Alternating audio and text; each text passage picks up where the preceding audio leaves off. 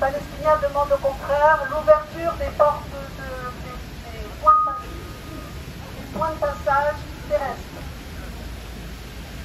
75 000 personnes ont été blessées à Gaza suite au bombardement et au tir des chars et des navires de guerre. Actuellement, les hôpitaux sont la cible d'attaques régulières. L'hôpital Al-Amal de Khan Younis, vers le sud, a été complètement mis hors de service hier. C'est un des 4 hôpitaux qui fonctionnent encore à Gaza. L'hôpital Al-Shifa à Gaza est à nouveau attaqué par les forces israéliennes pour la 4e fois depuis le début de l'offensive. Les combats font rage, et là on peut se dire encore une fois que Netanyahou n'a absolument pas atteint son objectif de faire taire le Hamas. Les Palestiniens blessés et des cadavres restent éparpillés dans l'enceinte de l'hôpital.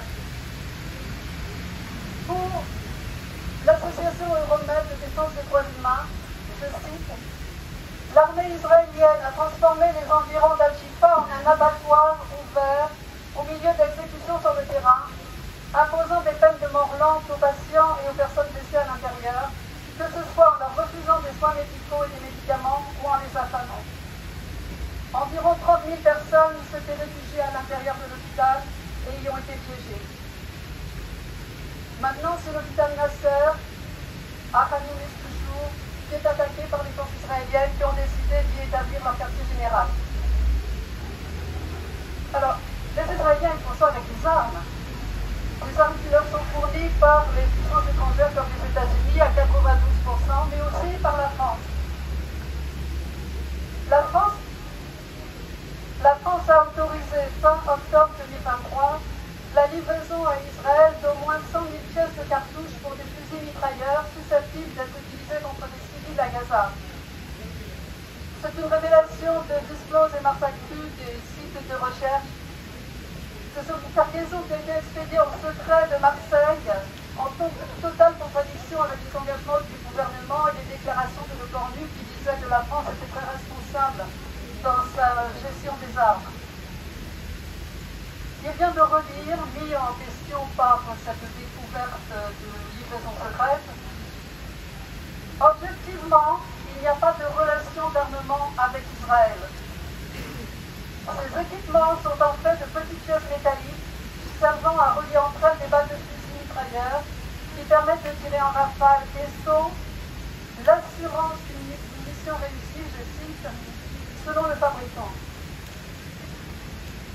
De toute évidence, ce sont des armes de guerre, ce sont des armes mortelles, et on peut dire aujourd'hui que la France est vraiment complice de ce génocide.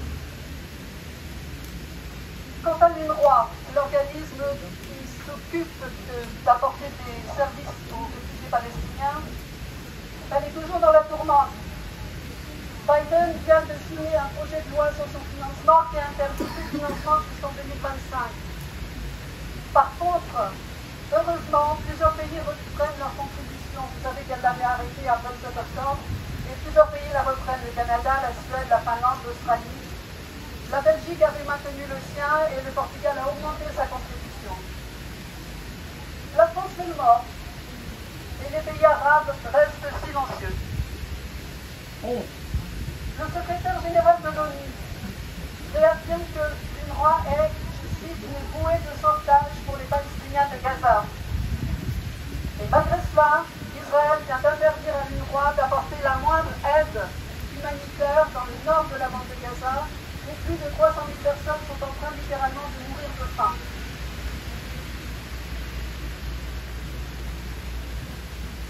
La situation est évaluée au niveau le plus élevé de la norme internationale d'évaluation de famine, catastrophes, etc. Et on considère que 677 000 personnes aujourd'hui sont dans une situation de famine catastrophique. Pour le responsable de l'UNRWA, je cite, malgré la tragédie qui se déroule sous nos yeux, les autorités israéliennes ont informé l'ONU qu'elles n'approuveraient plus aucun convoi alimentaire de l'UNRWA vers le nord. C'est scandaleux et c'est intentionnel d'entraver l'aide à la survie pendant une famine provoquée par l'homme. En empêchant l'UNRWA de remplir son mandat à Gaza, le décompte s'accélère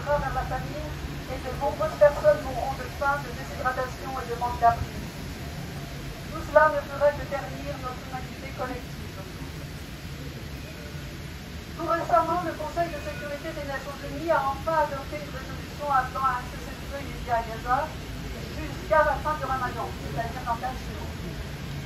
Les États-Unis se sont abstenus, pour une fois, ce qui montre un glissement quand même de leur position. Mais Netanyahou a immédiatement déclaré qu'il continuerait la guerre. Les forces israéliennes attaquent actuellement donc deux des grands hôpitaux de la bande de Gaza et bombardent sans relâche le territoire, y compris Rafah. Il y a des bombardements considérables ce matin. Alors le Hamas a salué la résolution qui demande un cessez-le-feu et se dit prêt à un échange prisonnier-otage. Mais Israël a rejeté la résolution le jour même et le bureau de Netanyahou, absolument furieux, a déclaré dans un communiqué que les États-Unis les laissaient tomber en fait. Alors les chefs États-Unis ont déclaré qu'ils étaient tout à fait étonnés de la réaction d'Israël et ajoutant avec un cynisme absolument effarant que la résolution, je cite, n'est pas contraignante et qu'elle n'a donc aucune incidence sur la capacité d'Israël à poursuivre le Hamas. Et le même jour, Smotrich, le ministre fasciste religieux qui s'occupe de la Cisjordanie, de gérer le tourisme dans la Cisjordanie, a annoncé la saisie de plus de 800 hectares de terre dans la vallée du Jourdain.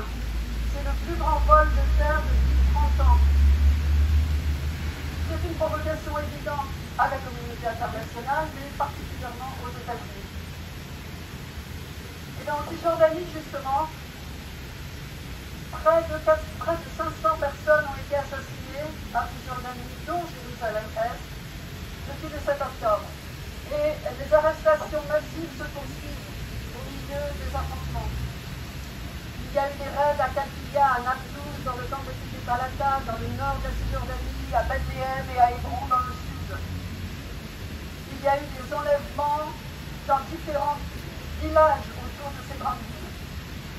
Et on a donc aujourd'hui 7800 prisonniers qui ont été capturés depuis octobre. Le nombre total de Palestiniens détenus s'élève à plus de 9 000, plus près de 10 000, dont des femmes, des enfants et 3 500 détenus administratifs, c'est-à-dire ces détenus qui sont arrêtés, emprisonnés, sans jugement, sans procès, sans dossier, et dont la détention peut être renouvelée indéfiniment. La torture est largement répandue dans les prisons israéliennes et elle est tout à fait documentée maintenant par des associations de défense des droits humains. Marwan Barghouti, le dirigeant du Fatah, qui est emprisonné depuis 20 ans maintenant, 22 ans maintenant, en est un exemple. Il est à l'isolement dans une prison du nord d'Israël.